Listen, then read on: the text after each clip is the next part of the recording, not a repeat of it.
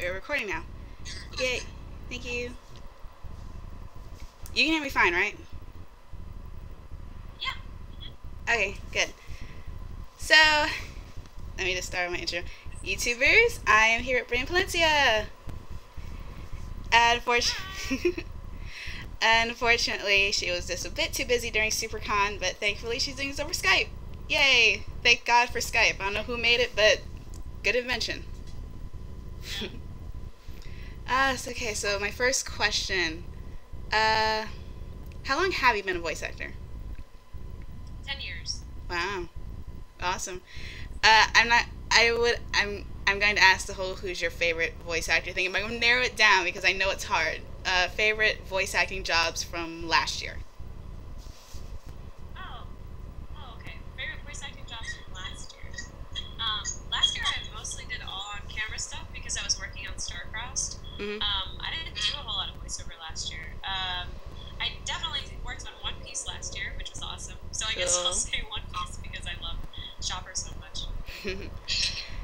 I looked you up a couple days ago and I saw that you did a movie recently called Lumberjack Man, and I couldn't find a trailer for it, and I don't know what it's about. So can you enlighten me?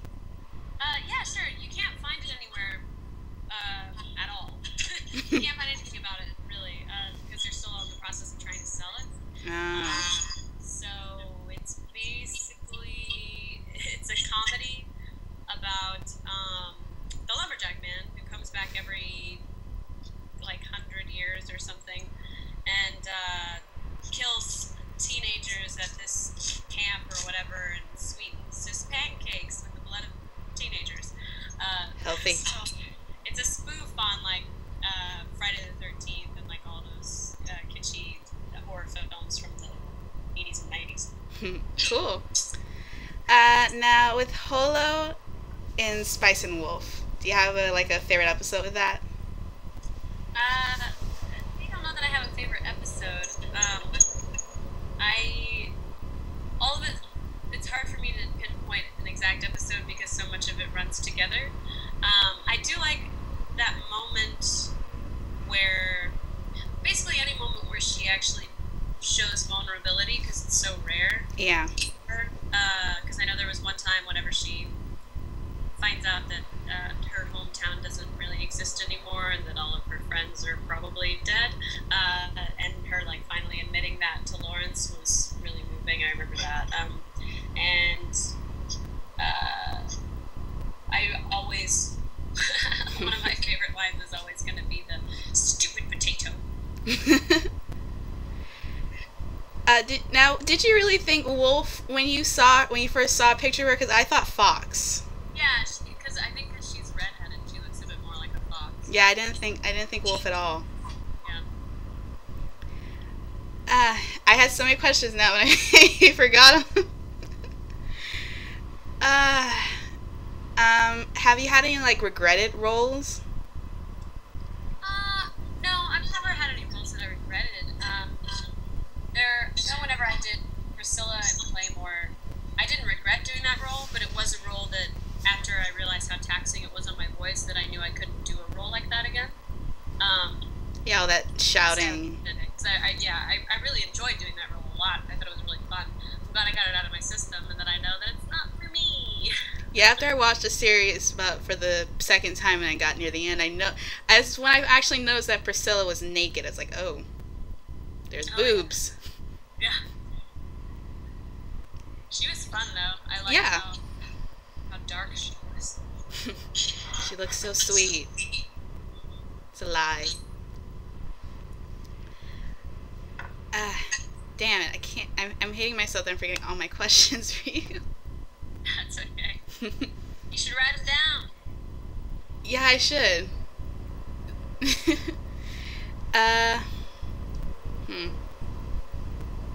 God, this blows now.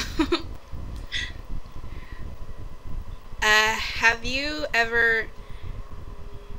Shoot. This is totally unprofessional. Okay, well, a lot of people do know you from Black Butler. And Ciel's, and really Ciel's character. you don't see that changing anytime soon, do you? The way his character is? Yeah, just him kind of growing up a little bit. Well, I think he does grow up a lot, actually, throughout the series. Because when you're first introduced to him, he's basically just a totally spoiled brat. And I think that he always will have that kind of bratty mentality, but, I mean, by the end of, especially in season 2, I mean, it was all about, like, him fulfilling his own stuff and, like, doing stuff for himself, you know what I mean? So, I actually look forward to that continuing and him becoming stronger and stronger. Yeah, in the new series where they're doing the Noah Circus arc, have you gotten any call on that yet, or no? No, I know that Funimation licensed it to do the simulcast, to show the sub of it. But I don't know. I don't know anything official as far as the dub. I am assuming that they probably will, since the dub sold well. But you never know. So hopefully, it's cool. We'll at least get to see it for sure, whether it be in Japanese or in English. Yeah, it only took them 4 years to decide to do another series, but hey, it's there. Yeah. And I will say this: it did take me a while to get used to the blonde hair, but I do love it. It's good on you. I just went running, and then I realized I didn't have time to actually like take a shower and look like a human. So. That's okay. I only. It's okay. I only did my hair a couple minutes ago, actually.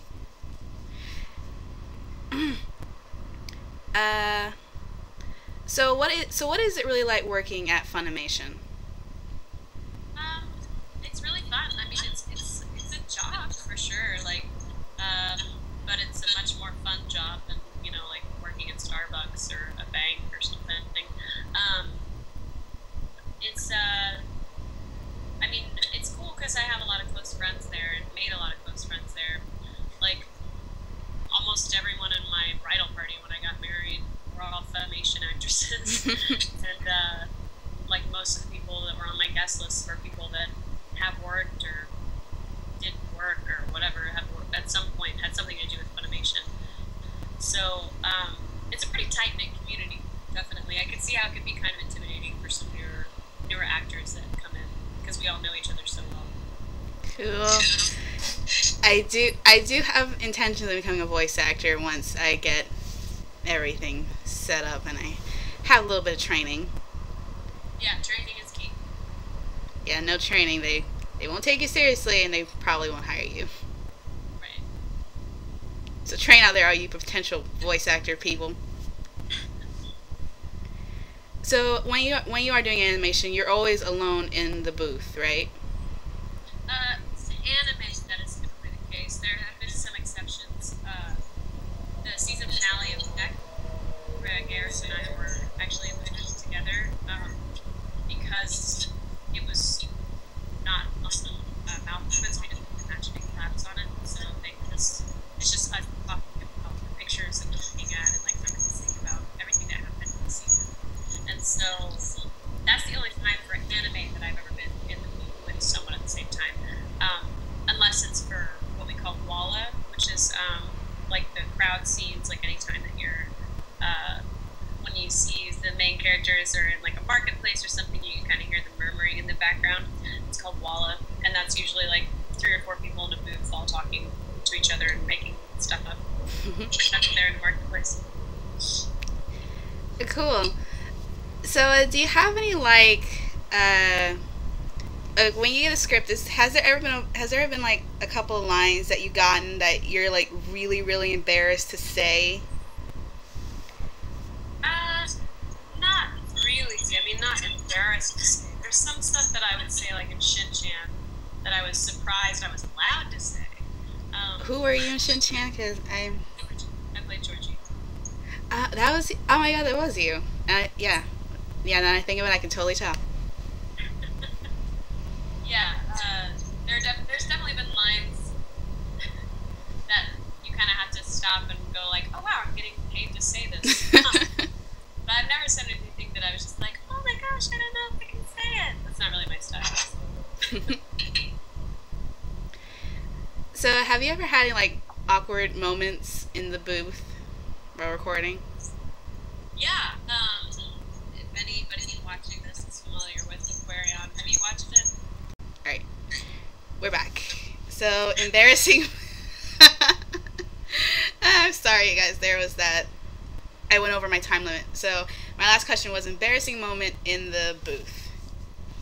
Most embarrassing moment in the booth would definitely have to be when I was recording on Aquarion. For those of you who don't know, it's a mech show, and whenever we merge together, it's kind of a more sexual take on it. So the sounds we had to make were of the sexy variety, as far as our reactions to merging, which is already embarrassing in and of itself, but having to do that when my brother was the engineer of the show was the worst. Is that one of those anime shows where there's like a ton of panty flashing? No, actually, there's not. It doesn't really have a whole bunch of fan service. I mean, in comparison to a lot of other shows, it's just it's actually kind of a cool show. But for whatever reason, they decided to make it like. Yeah, there was one show that Monica Real worked on a little while ago, Rosary and Vampire. I loved the show, but it's just that there was just a ton of panty flash. Like, stop! Yes. I don't want to see all that. And the manga didn't even do all that panty flashing. It did it once in a while, but not a ton of times. It's like even when there's a serious moment, panty flash. Don't do that. Yeah, that show was really bad about that. Oh yeah, and I do have one final question. Is there when you do an anime, like after you're done, do you ever like read the manga it comes from? No, it's usually. The only time that I've read manga before, but it's never for a show that I've been in. I typically don't like to read it when I'm working on it because it's usually kind of a different storyline, and I don't want that to color what I'm doing. Yeah. And then after the fact, I just don't have time. So I've definitely never read anything that I've been in before. Okay, and now that is my last question. Thank you very much. You're welcome. Yes. Now let me just stop the recording again. So we're not over time.